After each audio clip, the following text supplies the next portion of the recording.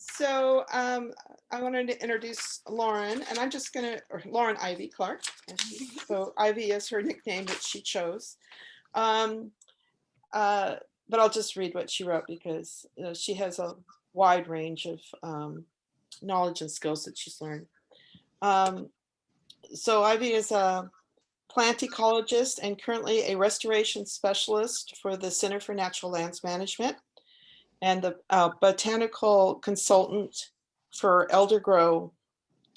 Ivy did a master's research on the South Puget Sound Prairie restoration effects on Castilleja species, hybridization, and pollination after plant anatomy studies at the University of Texas.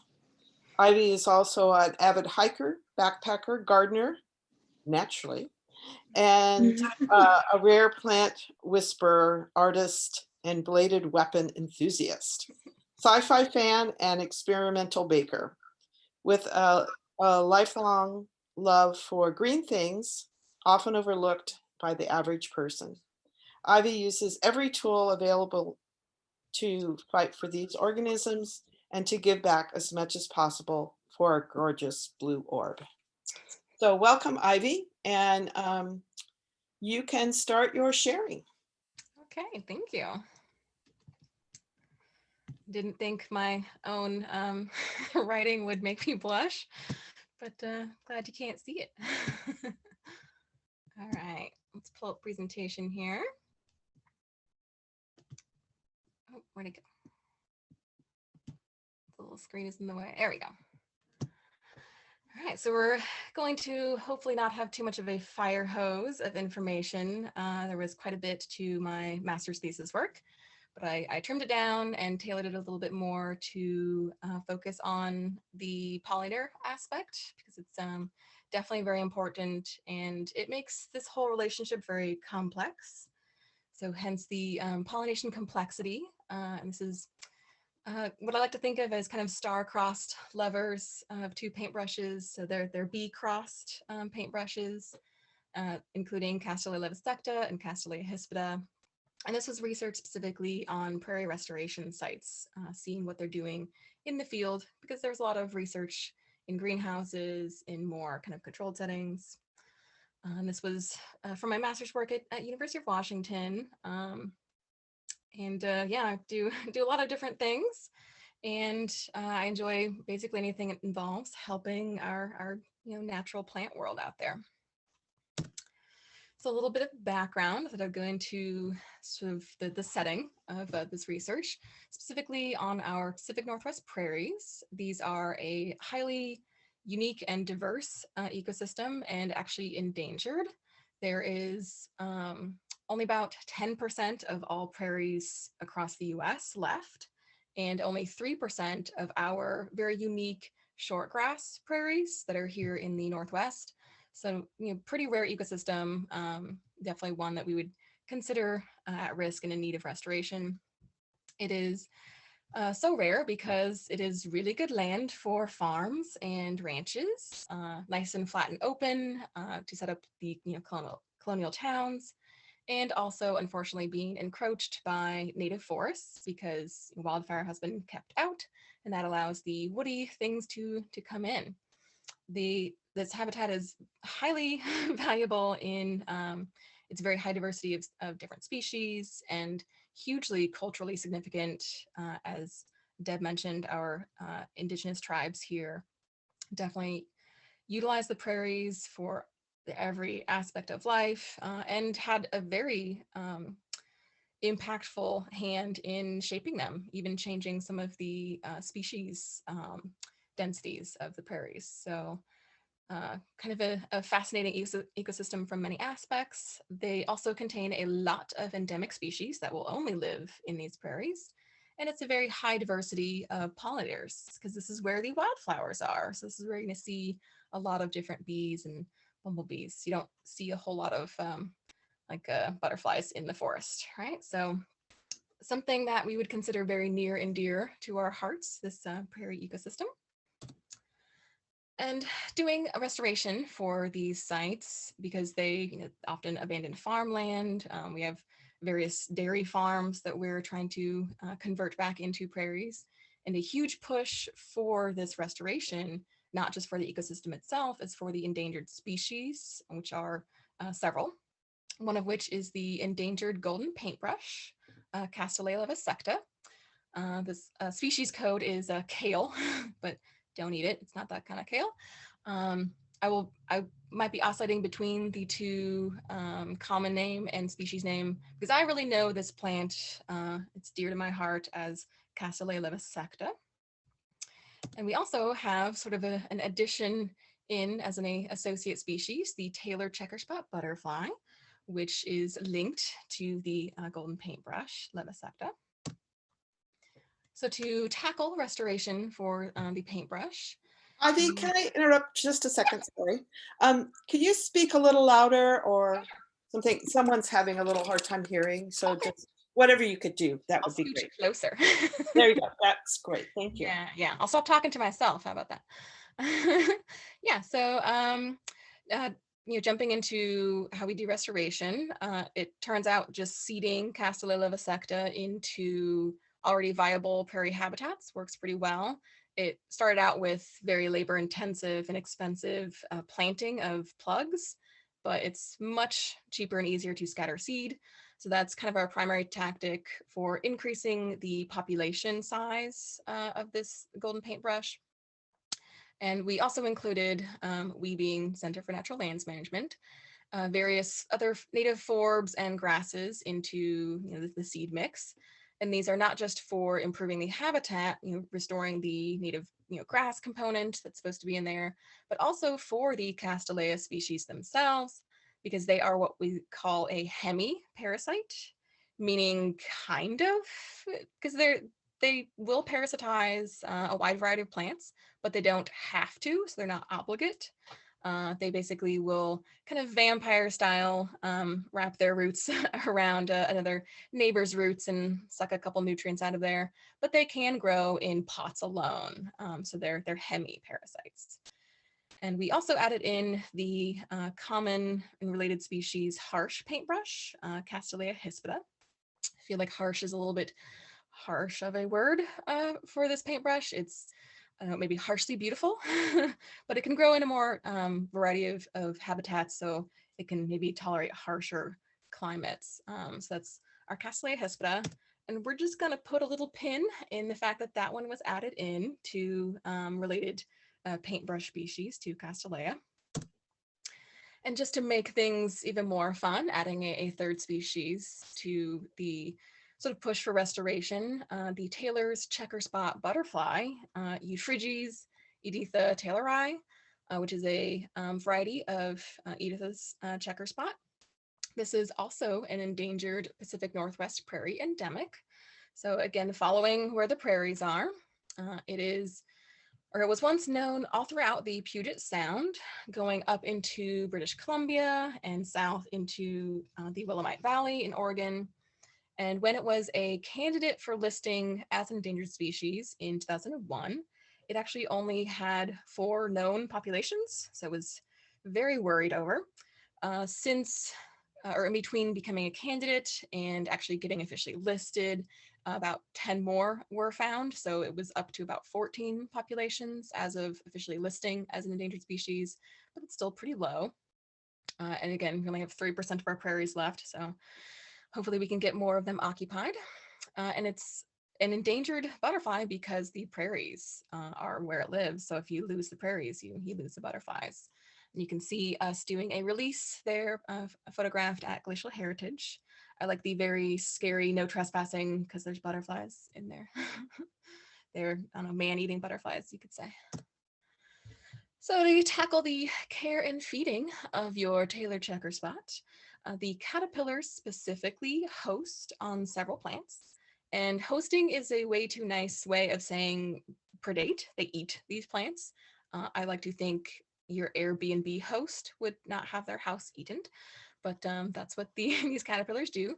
They're consuming their host plants, and they include the golden and harsh paintbrush. So that's kind of a a reason both of them are seeded into the prairies early on, as well as blue-eyed Marys, which are Collinsia grandiflora, meaning large flower, and Collinsia parviflora, small flower.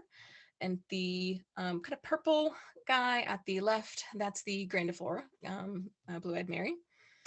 We also have sea blush as a Plectridis congesta. That's a little pink one in the middle, another host plant.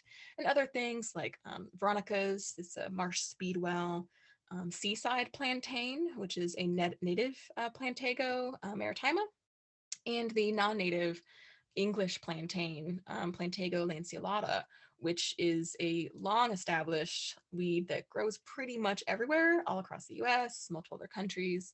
So it's very ubiquitous, makes a good prevalent food source, as well as a Castilleja relative, the Triphysaria genus is known to be a host of the checker spot butterfly. This is in the same family as the other Castillejas, the Oroboncaceae. If you see, there's a little bit of pattern. We have golden and harsh paintbrush relative, and two plantains.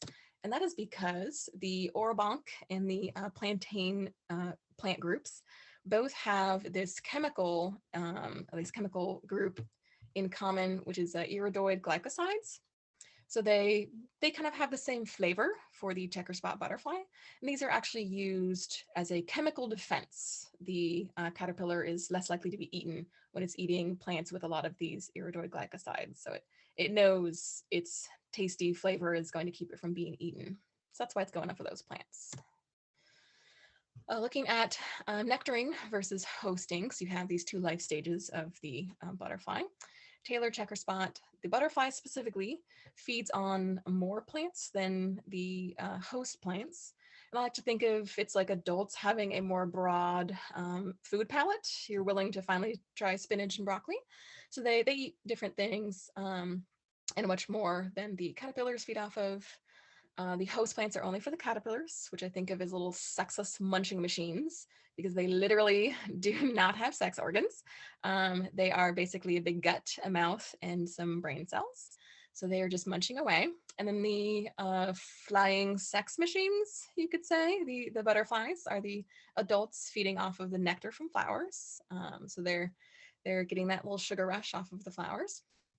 And these nectar plants include, again, both golden and harsh paintbrushes, Castilleja vivisecta and Castilleja hespera. We also have the sea blush, the blue-eyed Marys, and in addition to those, I guess, four that it hosts off of, we also have Western buttercup, Ranunculus occidentalis, wild strawberry, which are delightful and tiny, delicious strawberries, the Fragaria virginiana, as well as biscuit roots, the Lomatium utriculatum and Lomatium tritonatum, also balsam root, or Balsam rhiza deltoidei, and that is our picture to the right, kind of a little prairie sunflower, sort of a short stature. And fun fact, totally smells like Tootsie Rolls. So if you get to see one of these, take a sniff and see if you believe me, but I've convinced children, I've had them go smell a Tootsie Roll and smell the flower. It's a delightful prairie native that we see out there. The other various host plants or various nectar plants include common Camus, which is our prairie icon species, and that's the purple photo.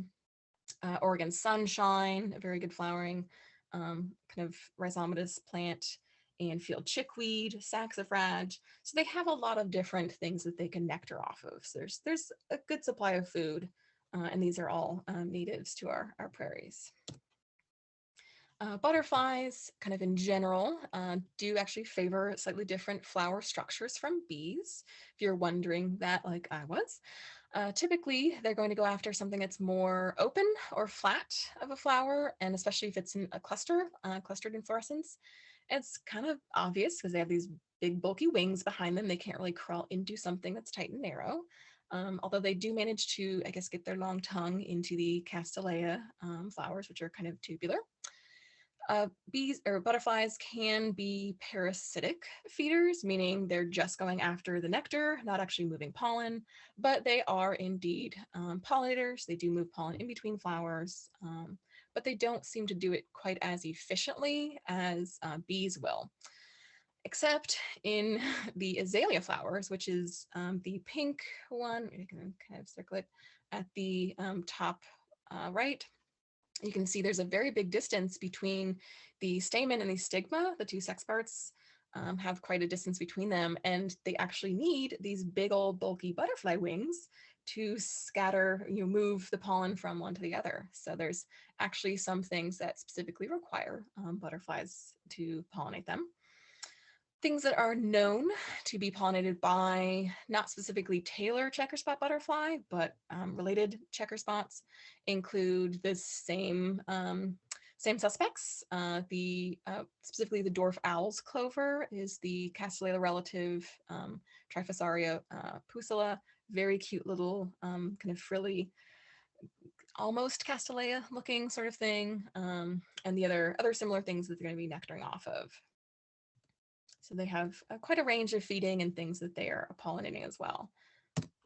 All right, what we know of the Castilleja levisecta and Hespera, this is kind of going back in the past. This was basically what we knew of for me starting my research, but nothing's super changed. Again, Castilleja levisecta, much like Taylor checker spot butterfly, had a very broad historical range all throughout the Northwest, going up into British Columbia and down into the Oregon Willamette Valley. It was listed as endangered in 1981, and this is due to woody species invasion. So, keeping out fire lets the woody species come in, changing the habitat. Non-natives, especially Scotch broom, coming in, even changing the soils. Herbivory, they are quite edible. I actually even saw a plant get eaten right behind me by a little vole. It's like, hey, I wanted to measure that. The public also are kind of a danger to these because they're pretty flowers. And if someone picks that flower, that's maybe 1,000 seeds that are not going to get scattered and reproduce. So the public are kind of a danger. And of course, development removing the habitat. As of 2019, there were 48 populations known, and this is up from a low of 10. The Castilleja levisecta, luckily, has a very high genetic diversity. So it didn't really suffer from a bottleneck, becoming endangered. It just lost its habitat. So that bodes very well for restoring it and not having a big extinction event come in.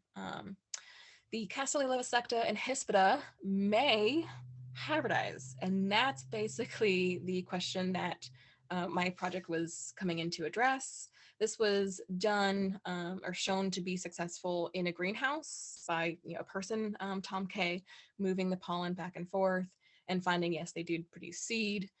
So are the pollinators going to be doing that? So that was what I was going to be tackling for my research. As of when I was doing this, the pollinators were really unconfirmed, kind of suspected, maybe some bumblebee. I think I see one over there, but not really identified specifically. So that was very important to come in and do. As for Castilleja hespera, the harsh paintbrush, it ranges actually all across the US, so it is quite common, and it will occupy different habitats. So you'll see this on various hikes as well, not just in the prairies. And it can be a range of colors from yellow. You can see these are actually samples I took from the field with a blue binder as a background, all the way to a very, very beautiful deep red. Mostly they are orange, but I did find this very unusual pink, almost kind of salmony color. Only 1 or 2 plants were identified of this color out in the field. So it's even more rare to have a pink one, but mostly they're kind of an orange. Whereas Castilleja levisecta, the golden paintbrush, is only ever golden. So it's very aptly named. These 2 species of Castilleja were last reported sympatrically, meaning growing near each other in the same site, in 1984 at Rocky Prairie specifically. So then we were thinking, okay, if we mix these together in restoration setting, or if they could hybridize, what are we doing, right? So specifically kind of tying these various species together, Taylor checker spot butterflies, their caterpillars eat both paintbrushes, we know now. So it's kind of good to have them both present for a food supply for this endangered caterpillar. The golden paintbrush itself is a food for the endangered species and is its own endangered species. So you have this complexity of an endangered butterfly eating an endangered flower, but also nectaring off of the flower. The flower's kind of getting all the bad end, maybe. And both of the paintbrushes offer very long nectar and pollen sources for, in theory, various pollinators. So again, it would be good to have both of these in our restored prairies. But this is our little pin coming back. Both of them together on the same site, if they're hybridizing, could be a problem, specifically for golden paintbrush. So why do these plants, who are supposed to be different species, hybridize? What's going on there? Kind of like the horse and the donkey. Well, the reason Tom Kay moved pollen in between the two flowers is because he realized that the Castilleja genus itself is very well known to hybridize across multiple species. It is what we call a promiscuous genus, where the species like to go and meet their neighbors, kind of see who's home and what they're doing, maybe trade some pollen. There are some interspecies relationships that are kind of hard to even nail down who's who, that can have up to 8 taxa involved. In particular, the Castilleja pilosi complex. It's called a complex, not a species, because it's really hard to figure out who's doing what.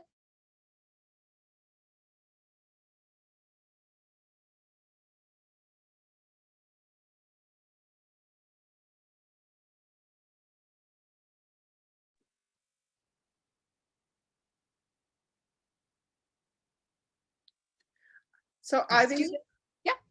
we lost some of your sound there for a bit. At least I don't know if others did, but I did. So Okay. last we were talking about was your first point at the top. Oh, the genus being promiscuous.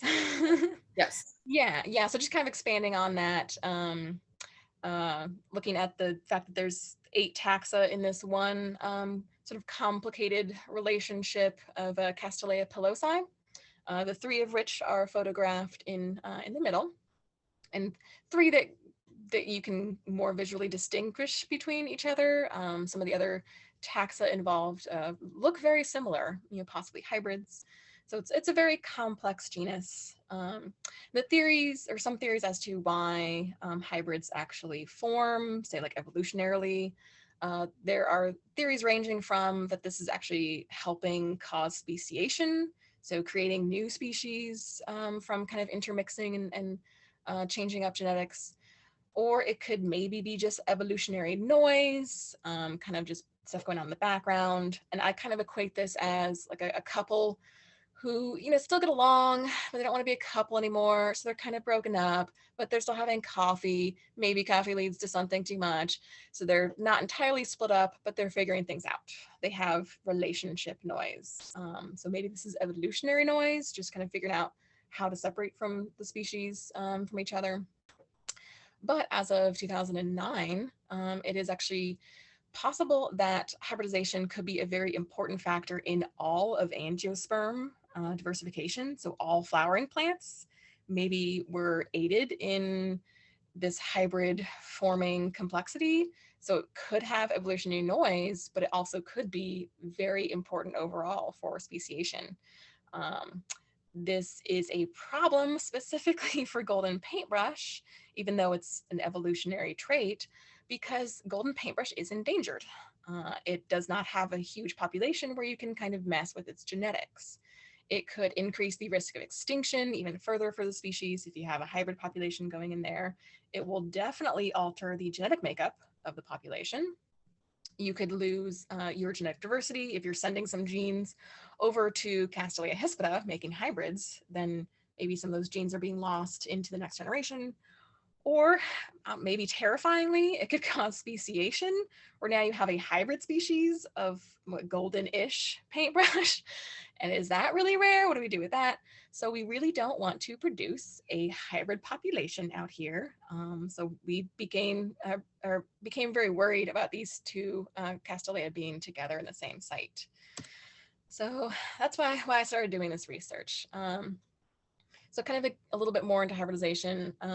The way that 2 species will hybridize together is really if you have 2 of them with similarly rewarding flowers, meaning they have about the same quality of pollen or nectar.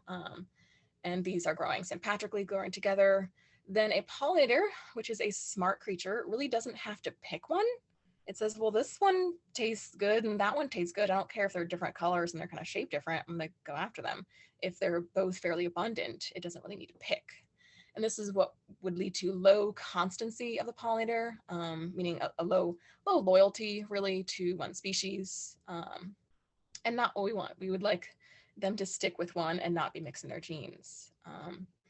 A actual present established hybrid population will increase pollinator movement between one species and the hybrids. This is called back crossing, and that's depicted with a little brown arrow with species A going from that to the kind of intermediate hybrid. And it will actually have less movement between the separate species, so conspecific. So it's sort of maintaining the hybrid population and maybe it's isolating species B, where it's not getting pollinated as much. That would definitely be a worry if that is our Castele levosecta, the endangered one. So a present hybrid population will decrease pollinator loyalty and create a positive feedback in hybridizing. So really don't want to make a population out there.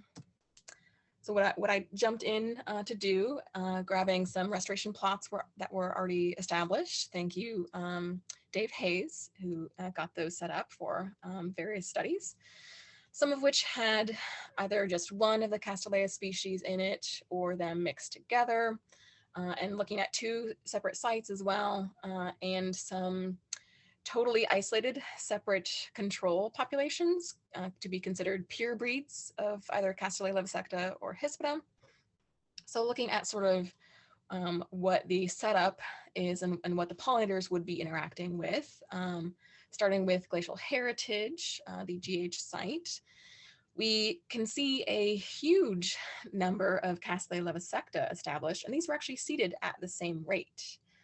So the same amount of seed should have been going in there, but the Castele levosecta established very well at Glacial Heritage at 27 flowers per meter over 8 for a floral density, 85 plants over about 50. So it was very much the dominant plant at that site. For West Rocky, the 2 Castelejas were a bit more similar, very similar in the number of plants per plot. So the pollinators would be seeing a more equal abundance of these 2 species. I did find that there was a difference between sites used. You can see there's way more Casteleja levosecta at Glacial Heritage and more of overall plants and flowers. Glacial Heritage was kind of considered a better site because it had just bigger and more paintbrush overall than West Rocky. And generally, Casteleja levosecta was more abundant and even had more flowers than the common harsh Castilleja hispida, which is great because we want to specifically restore Castilleja levosecta. Hispida was kind of coming on as an addition, but there's a lot of grant work specifically for restoring the endangered species. So it's a good thing to see lots of levosecta out there. So this is kind of what the pollinators would be seeing as they approach different plots. So we have on the left a Glacial Heritage plot, and you can see just tons of yellow circles representing the Casteleja levosecta, and even overlapping almost entirely in some spots with Castilleja hispida. The numbered or labeled circles are the plants that I tracked to see what seed they would produce, what babies they would be making, what they look like. So seeing if there's a hybrid population in those seeds.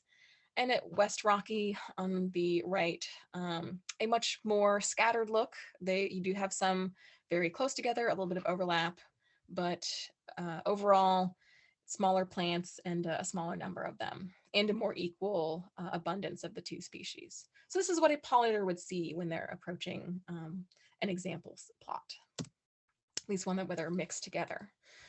So looking at the context, so again, having species either mixed together, like those 2 maps, or the plot with only Casteleja levosecta or only Casteleja hispida. And I did find a little bit of difference.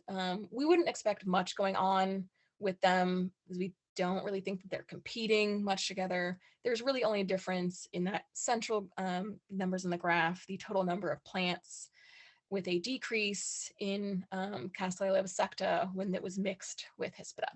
So maybe there's a bit of a competition going on, but not too informative, not really seeing a huge difference, and we didn't really expect to.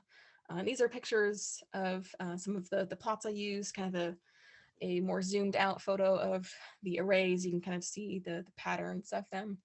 And a very nice example to the right of, you can see all the Levisecta and Hespera growing together with the other various plants.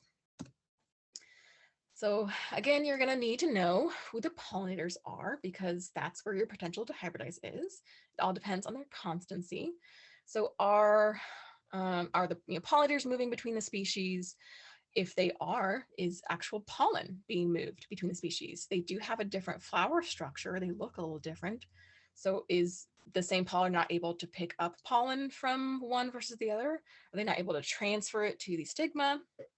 I actually did a very quick, difficult, and something I didn't want to keep on doing, experiment using glow-in-the-dark powder, placing them onto the actual stamen of one species as one color and the other is a different color.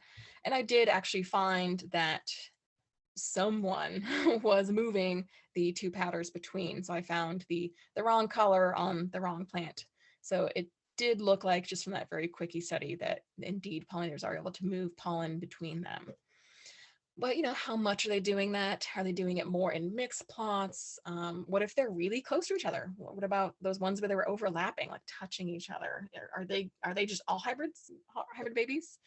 Well, first we need to know who is actually pollinating these flowers, especially for Castilleja levisecta, which is the endangered species. That needs to be part of its recovery plan to make sure you're helping its pollinators as well.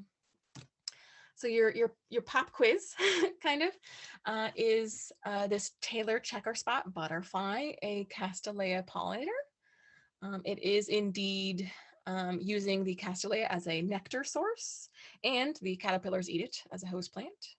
So would I be able to see this little guy or gal flying around and visiting Castilleja? Are they moving pollen? It was not in the list of general checker spot known to pollinate Castillejas, but maybe our Taylor's is. It's a little special variety.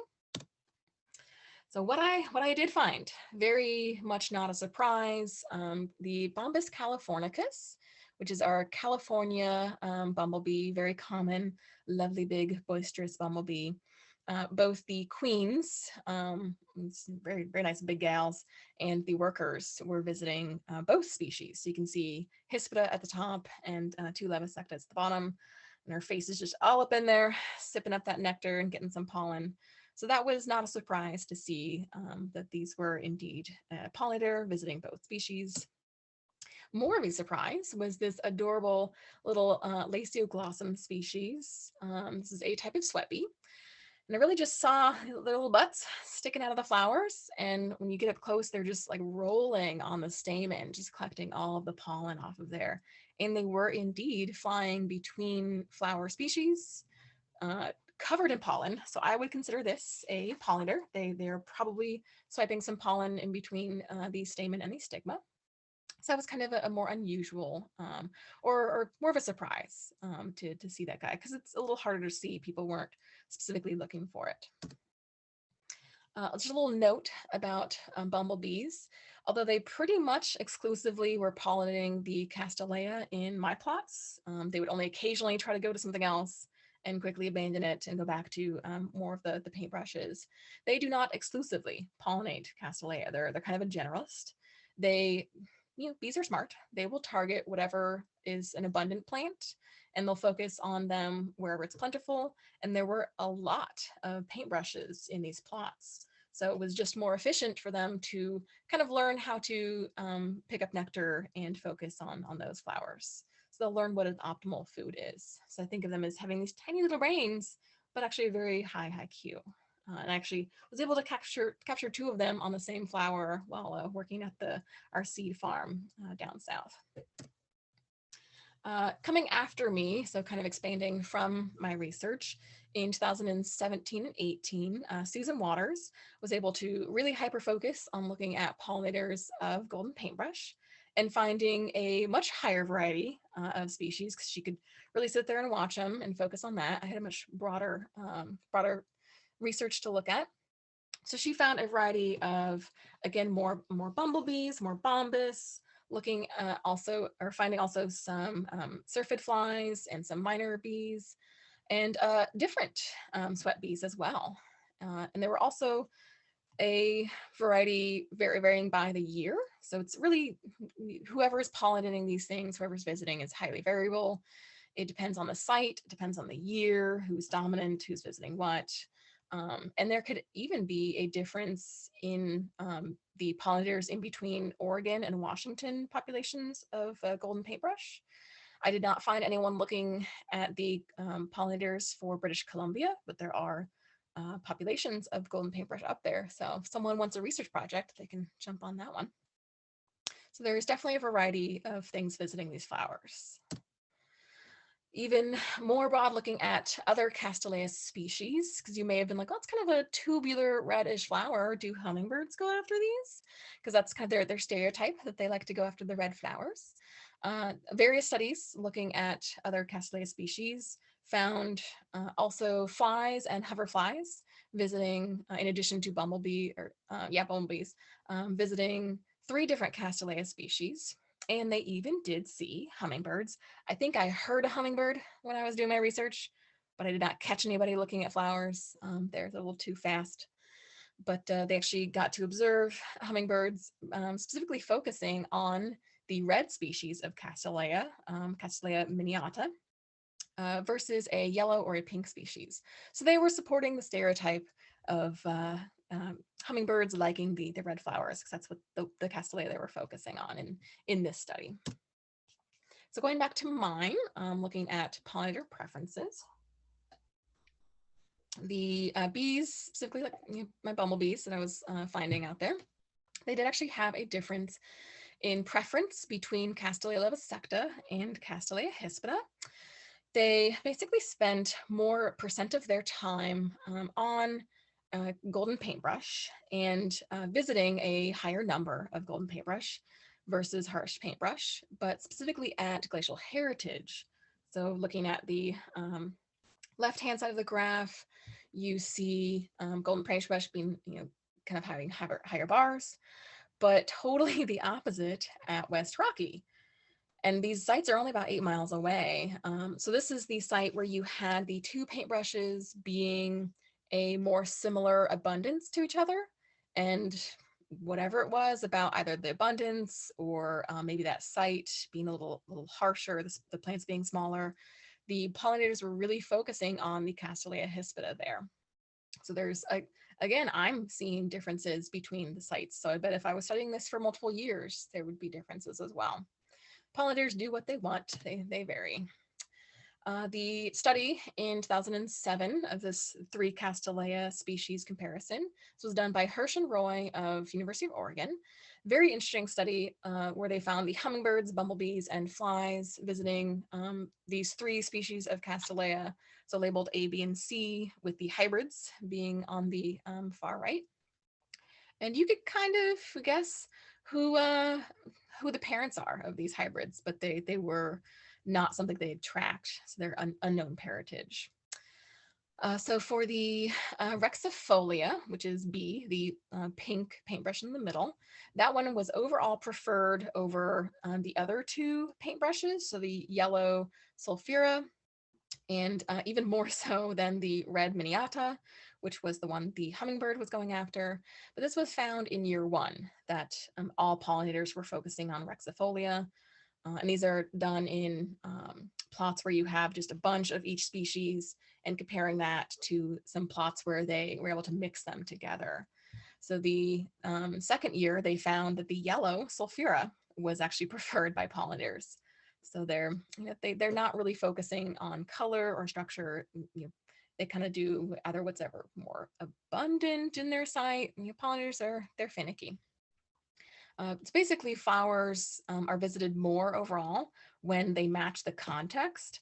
So when you mixed those 3 species together in the same plot, similar to my mixed species plots, then the pollinators are kind of confused. They're sort of spending a little bit of time on this, a little bit of time on that one. They're not really focusing and spending a really high majority of time or picking one species. So that when you give them too many options, it's like a buffet. You don't know what to nibble on first. So it was a really interesting study. They also were able to look at the nectar quality of paintbrushes, which I would love to be able to do to our Castilleja, Hespera, and Levisecta, actually assessing their nectar, because it turns out that this was maybe what was changing the preference for these pollinators. So hummingbirds actually preferred the lower sugar concentration in a higher volume of nectar of the red miniata. So hummingbirds are thirsty. They're a bigger animal. They can drink more of a nectar and get about the same amount of sugar in it if it's a lower concentration. And that's what the graph to the right is showing, concentration of the nectar versus the volume.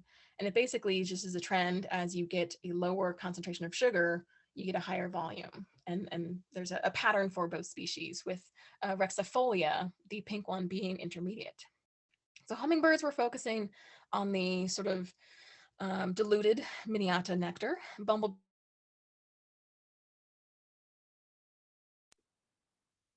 Ivy, we also lost you again with your sound.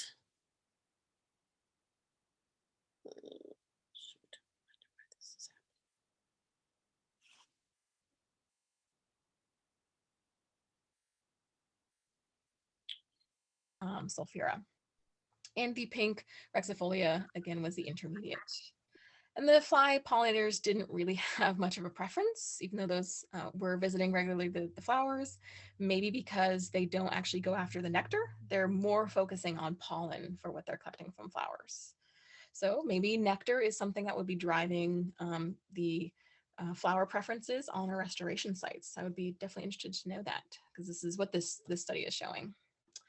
So again, looking more at the pollinator preference, specifically by context of plot, so where the species are mixed together versus solo, there was indeed a pretty consistent difference when you grow the species together. So solo plots were visited more overall than when they're mixed together. And this matches, again, the 2007 study, where you kind of get confused pollinators when they have too many options. So both in the amount of time spent, so the mean seconds per racheme, which is the flower stalk, you get for both species a decrease when you have them mixed together. It wasn't quite significant in the time for Castilleja levisecta, but very much a difference in Castilleja hespera for the amount of time, and a difference for both of them in just the number of species, number of each plant visited per plot. So the bees weren't visiting as many plants when they're mixed together. So there's definitely something going on when you mix these two species. So being able to actually give a number to the constancy of your pollinator, I don't know if you could consider this like a faithfulness index of your romantic partner, which hopefully is much higher than these bees. The bumblebees had an overall index of constancy of 0.1, which is very small. Closer to 0 means lower constancy. So they were not faithful at all. They're just kind of going back and forth. And this is really came about because the bumblebees would visit, say, a Castilleja levisecta, and then visit another one, and then quickly go over to a Hespera and go, I don't like that one, and then go back to more Castilleja levisecta for a couple times. So they would jump off of one species pretty often, but kind of short stints. So sort of samplings, comparing what's next door, but again, moving between the two species very often. And you can see this in the actual chart. The plant that it came from is on the top, so Castilleja levisecta, then going down either to a levisecta or to a Hespera.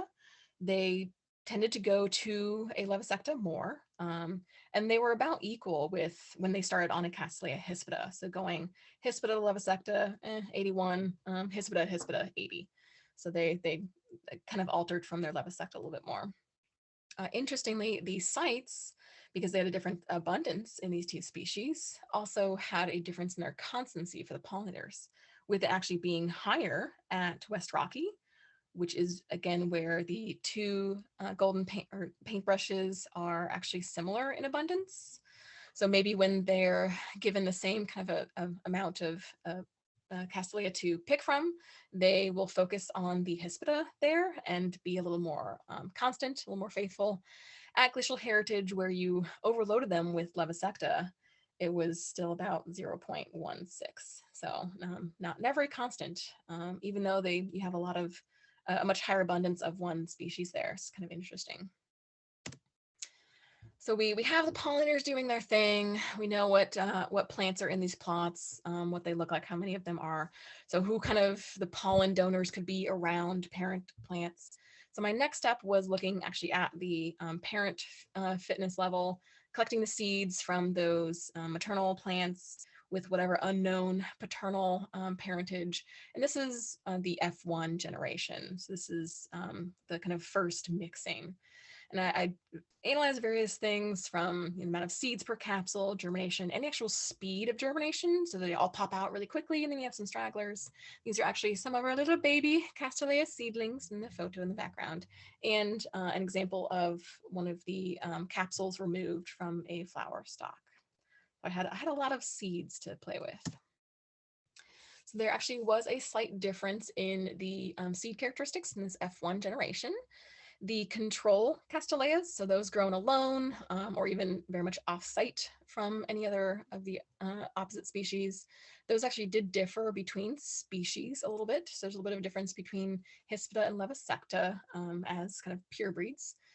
This was in seed count and seed speed, or germination speed, but not in overall germination. So the very middle chart shows that for both these species and throughout the various contexts, they have very high germination rates. So it's very good for the recovery, especially of Castilleja levisecta, that it germinates very well. So that really wasn't affected by them growing together or having a difference between the species. You did have a little bit of a kind of stair-stepping in the seed count with specifically Levisecta reduced a bit in the seed count, but really the only statistically significant difference with this data was in the speed of germination, and that's with Castilleja hispida specifically being much slower in germination when it was grown with Levisecta. So it's kind of interesting that was the one that was changing, and a slight increase with Levisecta when growing with Hespera. Following up behind my research, Loretta Fisher actually studied the hybrid parented seeds. So these, in my seeds were basically the population that could have hybrids. And what she did was kind of one step after we're taking already hybrid known parents and seeing what their seeds would do. So you could make seed as a hybrid, but is the hybrid viable? That's what she was testing. And overall, they were viable, but producing less seed and smaller than the pure breeds. So a little bit of reproductive cost for being a hybrid. So, well, is me. I like to think of my study was just so terrible to stare at beautiful plants and flowers all day. Really next step was measuring these two species and seeing if they're different from each other, because you need to know which species is which very consistently so that you know what an intermediate would be. So trying to find actual flower structures that would be measurably different and consistent between the two species, because then you're going to know if they're mixed together. So in this F1 flower generation, I found generally 3 traits of the flowers that are very reliably distinguishable between Castilleja levisecta and Hespera, and that's the floral angle, so how much the flower is sticking off of the stem. And it's kind of like levisecta is the golden paintbrush. It's like if you dipped it in the gold paint and then you kind of left it there, versus dipping a paintbrush in orange paint for Hespera and then kind of flicking the bristles so that they open more. So there's a more open look to Hespera. It's a nice visual you can kind of see from far away. So that's the floral angle. Also looking at the lobing of the bracts. So those colorful, showy, adapted leaves, how deeply cut are they? That differed between the species. And the actual flower, the gallia, how kind kind of wide is the beak opening, or how deep compared to the overall length. So the ratio of the opening to the length. So all of those were varying between these two species. So I could use them to identify hybrids.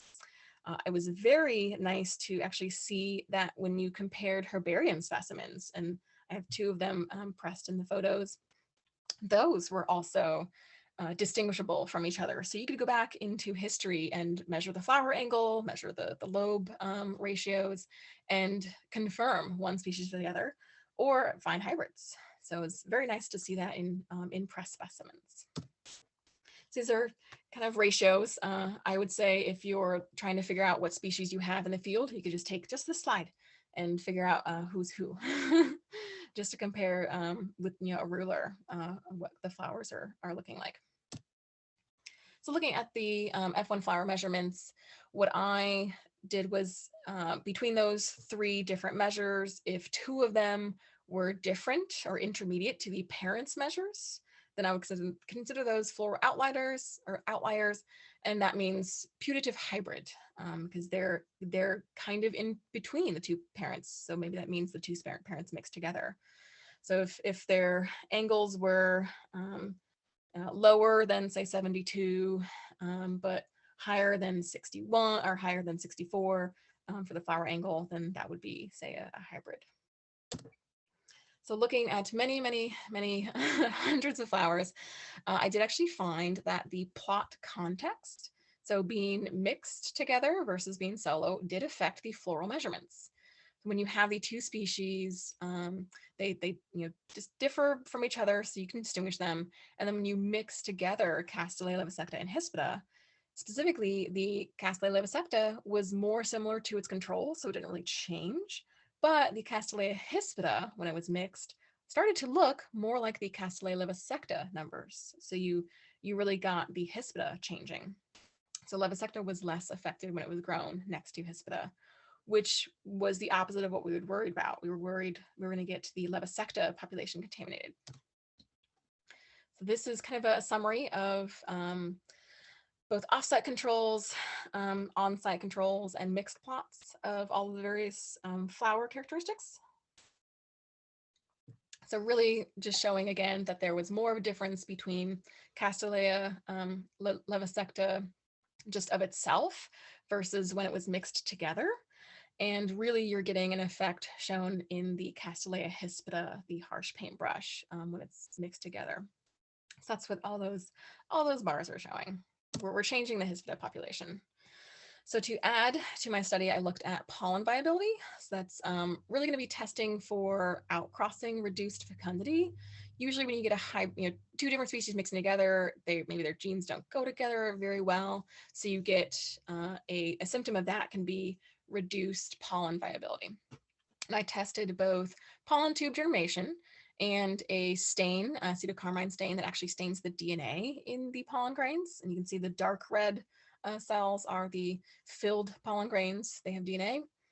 But if it's actually growing a pollen tube, then that pollen grain is definitely alive.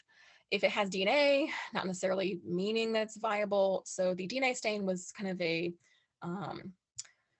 augmenting the accuracy or overshooting the accuracy.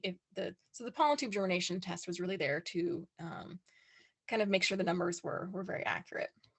And in doing the germination tests, I actually found that Castilleja levisecta populations from the offsites actually had some with very low viabilities to start. So just something to be aware of when looking at the pollen viability, if levisecta is already able to lower.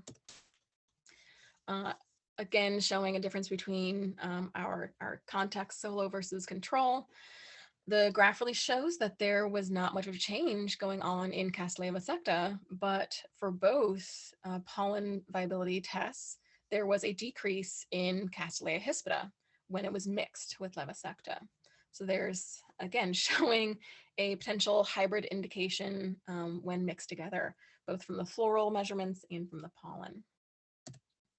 So kind of adding these up, we have some family trees here.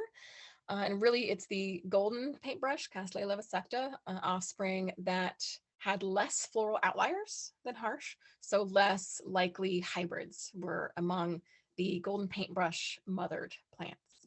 And rarely did I find any of these identified hybrids that differed for all of the floral traits. And that kind of shows you that they inherit their flower traits and coloration from probably multiple genes. It's not, one flower chromosome changing everything. So we have two Castilleja hispida mamas on the right-hand sides and their babies. And you can see a very orange mom and some really yellow babies coming up with some different flower angles, some very, very shallow lobes on, say, the very bottom left-hand one, and a standard yellow Levasecta mom with more yellow babies, but some more open flower angle and more deeper lobing. So those are potential hybrids for these. And just because I'm sure people just love pictures of hybrids, here is a sampling of all the ones that I was able to find. And kind of comparing the numbers, there was overall about half as many Castilleja levasecta mothered hybrid plants in this F1 generation compared to the Castilleja hispida. So like 16 plants at Glacial Heritage versus 30 plants at Glacial Heritage, and still seeing the same basically ratio of hybrids at West Rocky, even though there was a lot more Castilleja levasecta in abundance at Glacial Heritage. So the pollinators were still kind of moving the pollen the same amount is what it looks like. So putting kind of everything together, trying not to sip too much out of the fire hose here because there's just so much. The pollinators generally did not care which Castilleja they visited. It really depends on the site, and they will swap between the two species when you're mixed together. It probably varies by year as well. When growing close to Levasecta, Hispida received less visit time. And when these species were mixed, that decreased the number of each Castilleja visited. So again, you have that kind of confused pollinator syndrome where they're like, who do I go to? The bees showed a site-dependent difference or preference for a Castilleja species, visiting specifically Castilleja levasecta more at Glacial Heritage and Hispida more at West Rocky. And the Castilleja species did differ slightly in seed germination. So it's a little bit of a hint of what might be going on in that hybrid population. Very nicely, I was able to give actual numbers to compare the two flowers to each other. So Castilleja levasecta has very measurable floral differences from Hispida, because it was kind of people just looking at them like, yeah, I think that one's a Hispida, and I can't really quite tell you why. So I can actually give you a ruler and show you why they are separate species. So I think that's just a valuable thing to confirm, as well as confirming who pollinates these. The Castilleja levasecta population was overall less affected when growing with Hispida. That really, I think, assuages a lot of our worries that we were contaminating the levasecta population, because it was actually levasecta more often being the baby daddy, the pollen donor. And this could be a variety of reasons. Maybe levasecta is still receiving plenty of pollen from Hispida, but it's not actually successfully germinating in it. It's not fertilizing the eggs. So there could be some reproductive barriers from different from one versus the other. So really the Hispida population of the F1 actually became a lot more like the levasecta floral traits, as well as pollen viability. And you can kind of see this just from seeing the way more yellow-hued Castilleja hispidas in the F1 generation. Not really a whole lot of orange Castilleja levasectas, or at least mama plant. And growing on-site versus off-site, so totally isolated from each other, didn't really have much of a difference in the species fitness measures.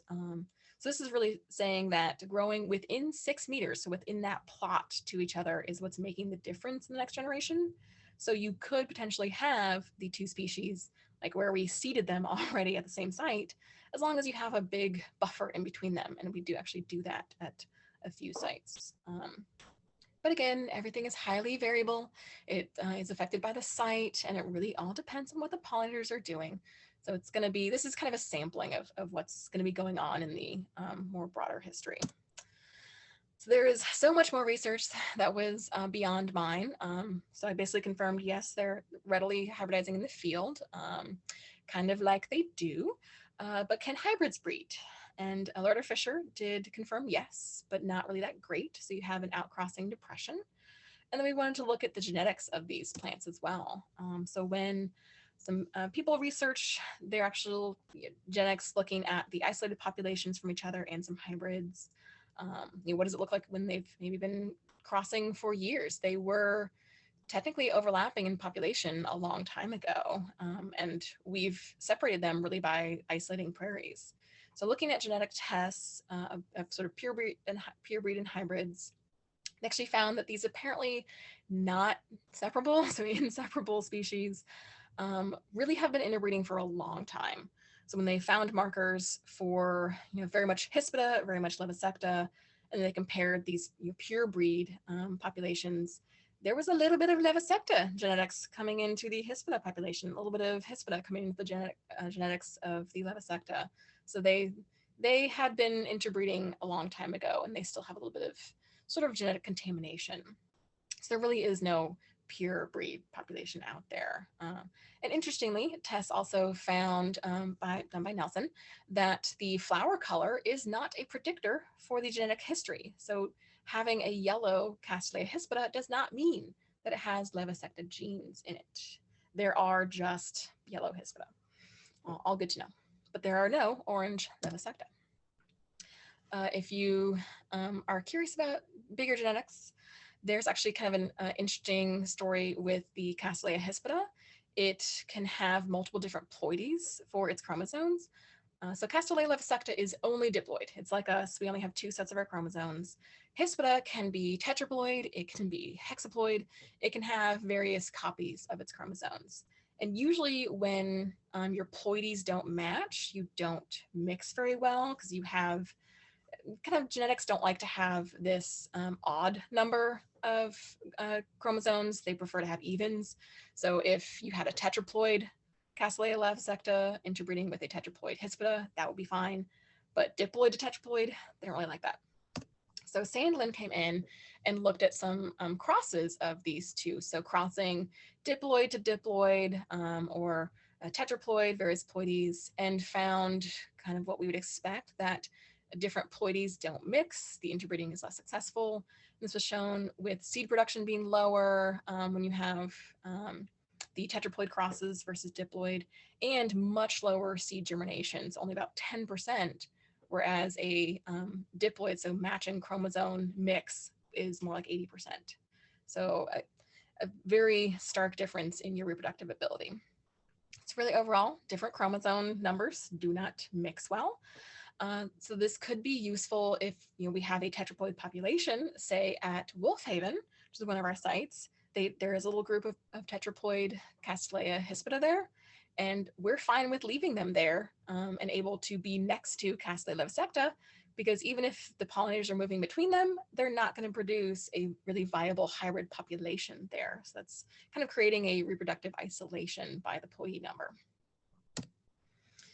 So what we're kind of doing, reorienting our tactics, especially for restoration for the butterflies, for the Taylor checker spot, we are not adding harsh paintbrush into sites with our golden paintbrush because they hybridize. Unless, like the last slide, you have this polyploid group, then it's okay, they're not going to really hybridize. Although both of the paintbrushes are a very good food source for the checker spot, and specifically, Nate Hahn's research in 2017 found that Castilleja Hespera actually yields higher caterpillar survival than hosting on Levasecta. So Hespera is a really great food source, both for the Taylor checker spot butterfly, its caterpillars, and bumblebees. But we're just not going to mix them with already established golden paintbrush populations. So you can see the graph below shows the different stages of caterpillar size, basically, and their survival rate. And the caterpillars survive better on Hespera than they do on Levasecta very consistently, but they also survive generally better on the Plantago, even more so than the Castilleja Hespera. And that's the non-native plantain that is very easy to add to prairies because it is a weed. Doesn't really take over, so it's maybe not too much of a worry, but it's a very good food source, good non-native food source for the Taylor checker spot. So just kind of an interesting fact, the paintbrushes, however, have 2 additional iridoid glycosides, so they might be better for the caterpillars for being not predated on by herbivores, but still we're going to do whatever we can to support their population, so we're adding that English plantain as well. I don't know if you have ever tried to take a selfie with a caterpillar. It's very hard. So there's a lot of aspects about our work that is difficult. Blood being shed and sweat and tears. But when you see these furry little cute butts crawling around, it is just so rewarding and your heart is beaming. So you're like, yay, all of what we're doing is working. You are happy here and eating the plants that we put in here for you. So it's such a lovely ecosystem, beautiful species, and just very heartwarming work that we get to do out here. And of course, there are so many other people who are studying this still actively. There are lots of experts out there. If you have any interest in any kind of Castilleja at all, I would highly suggest you look up Mark Egger. He has a great Flickr account with multiple different galleries of Castilleja. So if you want to waste an entire evening, that is someplace to go to really stare at beautiful flowers. There's people studying the rare populations. Susan Waters, who had the previous presentation, definitely is an expert on the pollinators. Many grad students still researching this, and of course, a lot of different agencies. So it's an army of many people looking at a lot of different things, like my little army of Castilleja plants in the greenhouse pictured. So that is my presentation. If anybody is still around, are there questions? So enter your questions in the chat or the Q&A, either one, and I will read them back to Ivy. And so there was one question earlier, and you've covered it a few times, but maybe you could talk about what your working relationship has been with Susan Waters. Well, I'm what we call a field crew, and she would be the more the science crew, and she is now not at CNLM anymore. She's kind of doing her own thing, so we would slightly overlap. When I was doing my grad work, actually, I saw her looking at the pollinators kind of near the UW plots that I was working on, so we sort of overlapped, but we don't really do a whole lot of like collaboration. We have helped her do a couple of her monitoring assessments as well, but mostly we're like, oh, those are Susan's transects, cool, we'll not pull her flags. So not a whole lot of intermixing between us. Great. One other question I had, which is listening to this, and so the findings that you had provided information to restoration crews on certain things to do. And there was a little bit about the long-term effects of the hybridization, but I was wondering overall, what has been viewed the impact to the need for the endangered species aspect to, to not deter that? Is it just the distancing and things like that that will work? Or do you think over a longer time, there might be other issues that pop up? I mean, since we now know that these two populations have had instances of interbreeding and we still have the two species in existence, personally, I'm not really worried about Levasecta, especially because it was putting in a lot of its genetics into the F1 population. And this could be because even though it has a lower pollen viability, maybe its pollen is able to get into the egg of the Castilleja hespera easier. I'm not sure. I've tried to find researchers, because there are people who look at the phenology or the phylogenetics of various Castillejas, and they have not put these two species together on a phylogeny. I would love to know exactly how closely related they are in evolution, maybe who branched off of whom. but I have not been able to track that down yet. Hopefully it's in the works, so it'd be lovely. So I'm not sure if Hespera is more of a newer species and it just kind of spread out from the prairies and was able to establish all over, or if Levosecta is newer and really found a niche in the prairie habitat. They're pretty similar plants overall, but there's definitely something going on where the Levosecta was showing up in the genetics of the other population more. And actually, because of this issue of maybe some populations, even though they have high genetic diversity, some of the flowers I looked at had very terrible pollen viability. I was like, you're supposed to be my control and I'm not getting any germination out of you. This is not helpful. So there might be some populations where they're not establishing very well because that population has very low pollen viability. And if you add a couple genes from a Hespera in there, that would maybe some of that would boost the pollen viability for those populations. So you can't just willy-nilly go cross plants together like that, but maybe having a little bit of hybrid population hybridization history could be helpful for recovery of them for that low pollen viability issue. So I'm not hugely worried about Levosecta, and bees don't travel super far. They're not going to go to Levosecta and be like, I'm finding a Hespera now and flying 70 meters. They kind of do like a little circle, look for a nearby plant and go to that one. They won't go to the one exactly next to it. They make decisions, but they don't skip over a whole bunch of really good pollen loaded plants or nectar loaded plants and go find one that's like a mile away. Bees have been known to fly up to 8 miles, but generally what our practices have established is that keeping a buffer of about like 70 meters is sufficient enough to really, and you just need to minimize hybridizing since they already are contaminated. We can't keep them pure. They've kind of done their thing already. Okay, great. Thanks, Ivy. Well, I don't have any other questions that are coming in. So I just want to thank you a lot for sharing this. And I think it's, to me, it's a totally fascinating topic because it, it shows the impacts of, what our work is and what we know and what we don't know. So I really appreciate you sharing this. For sure. Well, I can unshare for you guys. There we go. All right, great. Well, next we're going to switch to our botanical interlude, and Lucia, you can come on. I've made you a presenter, so you can share and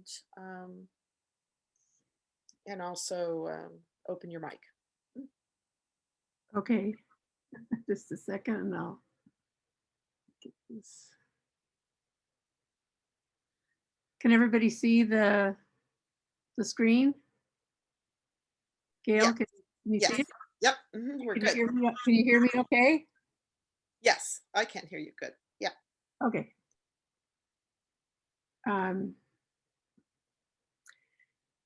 Okay, so let's see. So my name is Lucia Harrison. I'm retired from the Evergreen State College, where I had the good fortune to teach art with scientists for many years.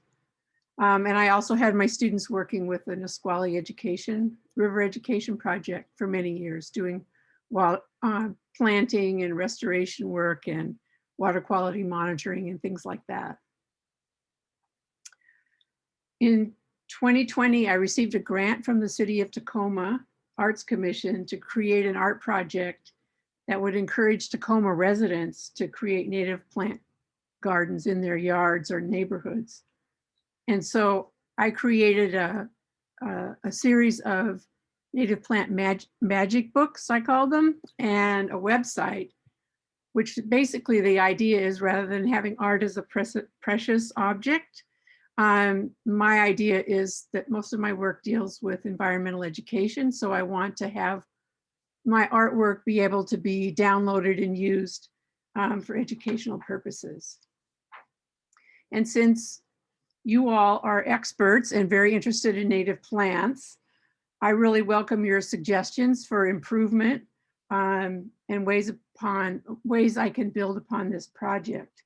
This is my first public showing of the website, so it's sort of its debut.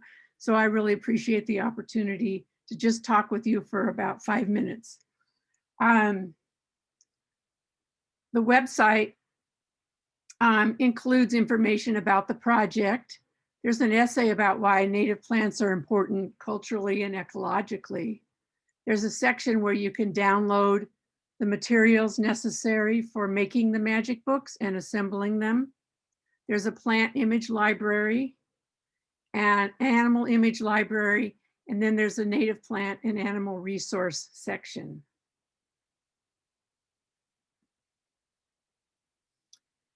Each magic book features my drawings of a particular native plant during different seasons and animals that depend on or interact with the plant. So each book contains 8 plant drawings and 8 animal drawings. Currently, to get started, there are 3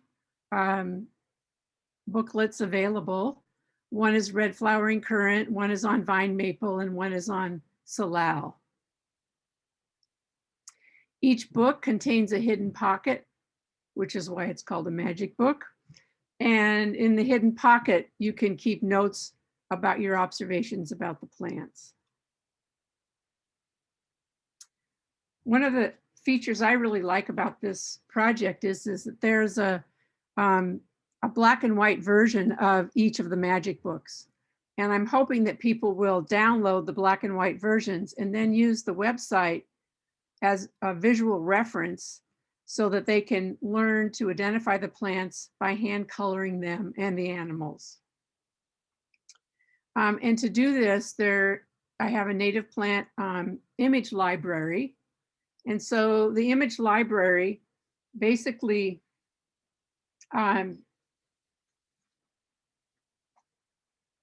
has these common name, the scientific name, and then it has a little shoot seed name as I could find them for each of the plants and animals.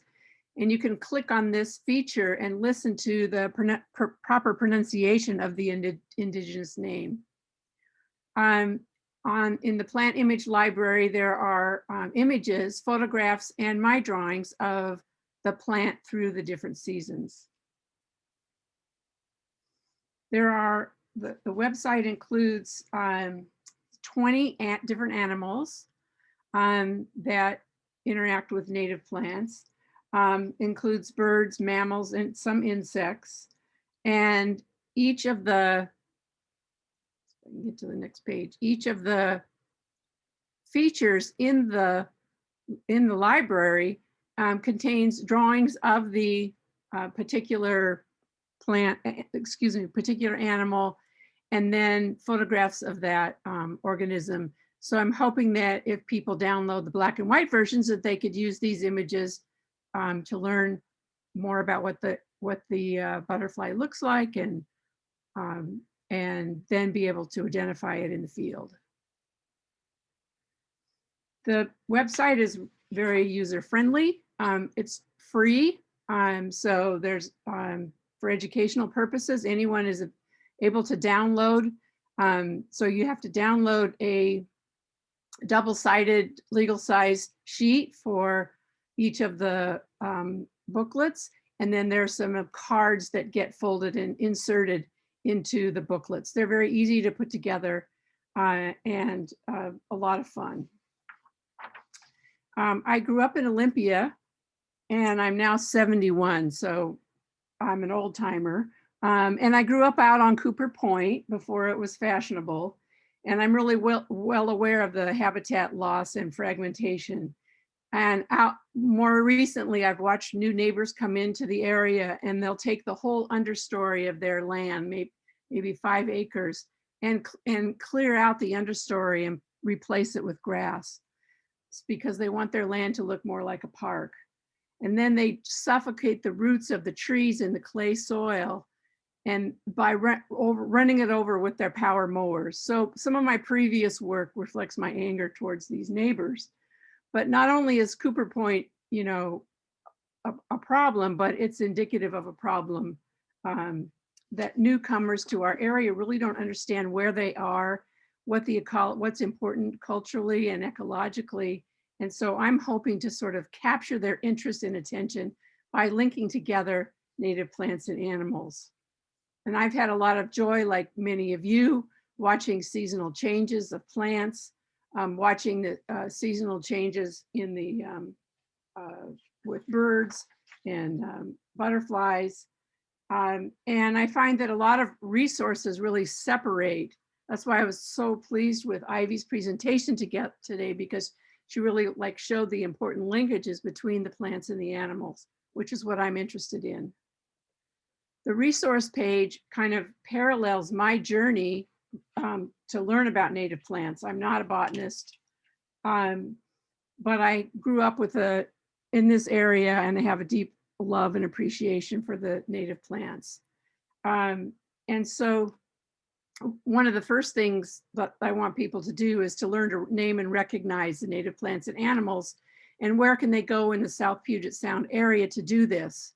For example, the Point Defiance Native Plant Garden. A few years ago, many years ago, I was able to have some of my drawings included in these illustrations and guideposts throughout the park. It also includes a reference on how to begin to learn to draw and to keep a nature journal. For me and for my students, this was a very important part of them learning to identify and name and recognize native plants. And once people have seen plants in the wild, the resource page directs them to particular resources, both online and in book form, for guides on how to identify what it is that they're seeing. Long before scientists gave us the scientific names, the Lashutsi people of South Puget Sound have named the plants and animals in our area. So I think it's really important to include the Lashutsi names. And through this project, I learned how to turn my computer into being able to have the Lashutsi fonts. So it's been really a good learning experience. Previously, in working with some designers, graphic designers, they hesitated to get into that because they thought it was too difficult, but it's becoming more and more accessible. When I moved to Tacoma in 2003, I had a house fire. My house in Cobra Point burned down. So I moved to Tacoma, and I immediately planted a native plant garden in my yard so that I could feel at home here. And so I wanted to encourage people to do the same. And so I've included in the website books, places to buy native plants, and also people like Anna Thurston, who are really great at designing native plant habitats. Then there's a section on how to get involved with organizations working to conserve native plant habitat for wildlife, Metro Parks, you guys, the Native Plant Society, and then various local watershed education programs like the Nisqually River Education Project. And then there's a section on how to get involved with citizen science efforts like the Nisqually Stream Stewards Program or the Cornell University's Lab of Ornithology. And I'm sure there are many more resources that I haven't included.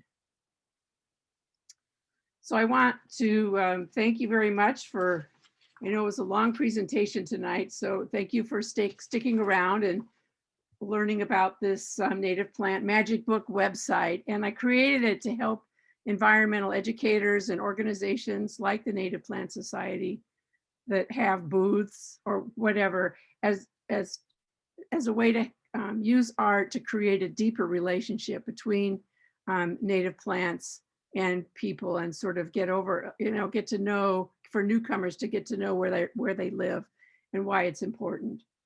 And so I'd appreciate any suggestions that you have about how I could improve this and where you think I could give presentations or who might be interested in learning about it further. I just wanted to give a shout out to the people that helped me, the Tacoma Arts Commission Evergreen State College hosts a website. University of Puget Sound is involved with the Science Stories. I'm one of the curators of the Science Stories exhibit, and this website is part of that. And then in your organization, both Gail Trotter and Anna Thurston were very helpful in giving me some beginning resources to use, and Anna really went to town editing my website. So with that, I will stop sharing and happy to answer any questions that you might have. So everybody, again, I've actually opened up all your, you guys can turn on your mics, and but if you want to enter your questions in the chat, that's fine. Or you can just ask them directly to her. I think this is I always love the relationship between artwork and its connection to us personally and the natural world. So this is really fabulous. And I love the fact that you have all those cross-reference resources. That's just really special. So Lucia, Yeah. I'm Gail Sklar. I'm chair of the Washington Native Plant Appreciation Month for the state, and also for the chapter. And I'm vice president of the state board. We were wondering if we can link some of these to our website for the Absolutely. Washington Plant Society. So I would like to. I'll send you a direct message, and maybe Okay. we can share emails. Okay, I could put my email address in the chat. So that might be Comfortable helpful. doing that, that would be super. Okay, it's just harrisol@evergreen.edu. Harris, H.A. Harrisol. Harrison. Yeah. Evergreen.edu. If you put it in, I can get it. Thank you. Yeah, I Mary, made, it's good to see you. yeah, I made this for organizations like the Native Plant Society. And now that I'm retired, I have the opportunity to really to give back. And so I'm eager to have people use it. I'm also hoping to distribute it through the University of Puget Sound Slater Natural History Museum. They have a lot of connections to teachers in the Tacoma area. So My son works there. He's a oh, librarian. He's a reference librarian there. yeah. And then I don't even know him. probably. And then His name is Ben Tucker. oh yeah. And then also through the Nisqually Education Project, I previewed this when I just had made the books. Before I had the website, I did a preview with like 52 teachers, and they gave me a lot of feedback on how I could make it better. Wonderful. Wonderful. So put it in the chat. Oh, there it is already. And I'll let my son know that we spoke. Okay, thank you.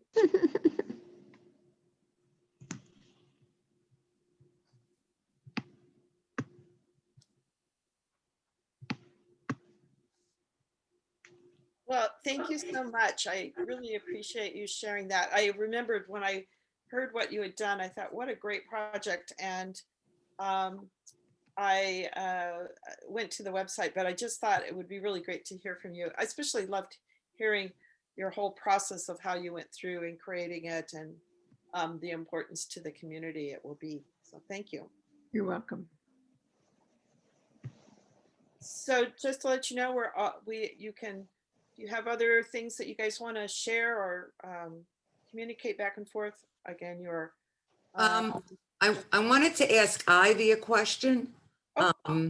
I got a call in the middle of it. My question is, do the checker butterflies, are they going to the hybridized forms of the Castillejas or no? That is one of the questions. Do they like to eat the hybrids? And I know that's something that could be of interest. There are people who are doing more follow-up studies on the hybrids and what's causing downstream.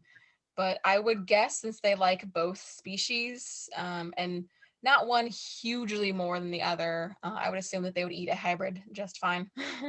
It'd be still tasty. Well, I know certain pollinators are are specific to certain plants only. That's why I asked. Oh yeah. Oh, so the butterflies focusing on the nectar rather than the host plant. Yeah. Yeah, because the flowers are very much an intermediate in between the two. I've gotten very good at spotting them in the field, but like, you look different. I'm gonna grab you. So we'll actually physically remove ones that we identify out there. So I'm the go-getter with the shovel. And maybe some of them come home to my pots. That's fine. Because I don't have any populations right by me. I have a little forest. I would assume the butterflies would be able to nectar off of hybrid flowers as well. But what we're kind of doing is having sort of a difference between sites. So we have either a Levisecta focused site where you only really have the golden paintbrush, or you have sort of a checker spot site where we will add in lots of the Hespera for the checker spot. But we don't have them both together. We have some sites where they already exist, and we're not going to go rip up a bunch of a native. No, I wasn't suggesting that. I was just Yeah. very curious as to whether they were plant specific. It remember doesn't going on a tour of the prairie when I was becoming a native plant steward in the training, and they were doing studies on that particular butterfly and having trouble, repopulating them. Yeah. I think because the butterfly pollinates and visits so many different flowers, it's going to go for whatever is out there and Okay. accessible. We make sure it has lots of different foods, but we wouldn't be like, oh, you really like the hybrids for some reason. We'll put you out there. I don't think they would focus on or benefit from hybrids. Okay, thank you. Just wanted to say I took 2 grandsons on a nature walk yesterday, and they were fascinated by the red flowering currants. So I look forward to sharing that magic book with them. Oh, thank you. If there's ever any problem, you can contact me. My name's all over the website, and contact information. Do you want me to put the site in the chat? Would that help people? That would be helpful. Thank you. Okay, I'll do that. And it's quite beautiful. It's gorgeous right now, yeah. Your magic books are quite beautiful. Oh, yeah. So are the currants. Oh, they are. Mine is blooming all over the place. Yeah. We're going to be putting in more at China Lake.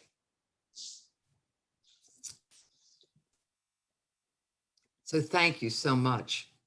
Both of you ladies. Thank you. Yes, I really want to thank both speakers. Ivy, that was just a fascinating review of the Castilleja and the Prairie, and I don't think I understood all the linkages to the tailored checker spot, so that was really fun. And Lucia, I'm looking forward to downloading one of your books and playing. Great. Well, yeah, they look great. Give me a shout out to how they feel, and there's another. I've been working on another project called Science Stories, where we paired 24 artists with scientists in the South Puget Sound area, and they have been working all through the pandemic, and they've made their artist books, and they're all online with 38 video interviews with the scientists and the artists. So I'll put that in the chat as well. We'll have an in-person exhibition in the fall. Great. It's called, let's see, blogs. Puget Sound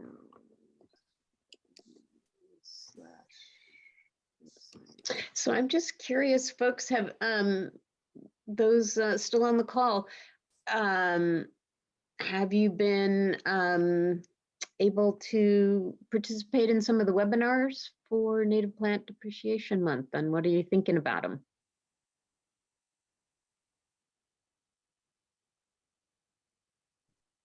I think they've been wonderful. All year I've been enjoying having going to the different webinars. Sometimes I forget. I have to have my calendar out and set an alarm so I'll remember. And sometimes there's other things going on, Bible studies and stuff like that. But they've really been nice to have. We've been getting out and taking a walk every day, taking a few little day trips, and finding all just really enjoying nature more this year than any other year, because we just seen so much. Our eyes have been opened. I watched the Waters one. I thought it was just wonderful. And I've signed up for at least a half a dozen more. And there were some that I would like to, but I just couldn't quite fit them in. Well, The only I just wanted- criticism go that ahead. I have is that I didn't get the reminder today of the event. Well, the system crashed. So it took Denise a little while to get everything back up and running again. But any that you did miss, and I'm not sure who's speaking right now, you can always go to WNPS.org and watch any. They're all recorded, and you can watch any going back to last April. Well, yeah, I think I'm going to have to watch Ivy's again. There was so much information Yes. on it. Yeah. Yeah, that was with a lot left out even. Wow. There's going to be one on the 22nd by Sarah Hammond, and I know you know her, Ivy, and she's going to talk about on the soils for native plants, building soils, and that's at 4 o'clock. And then at 7 o'clock, there's going to be another webinar by Julie O'Donnell on the native plants and native pollinators. So that's a double hitter. It's also Earth Day. So it's a 51st first anniversary of Earth Day. So we really planned a lot. And then on the 29th, there should be a really interesting one. Alex Wright is a doctoral student at WSU in Pullman. He's doing a talk on the wildflowers of the Far East. Those are the wildflowers of the Palouse. So the Far East being far east. Get a little clever, little pithy take on that one. So please sign up for as many as you want. There's no limit. And if you forget to watch one or you can't fit it in, Denise Mankey has been kind enough and wonderful enough to record all of them for us. So we can go back and visit Ivy as many times as we want. Doug Talamis was not recorded, was it, Gail? No, Doug's was not recorded.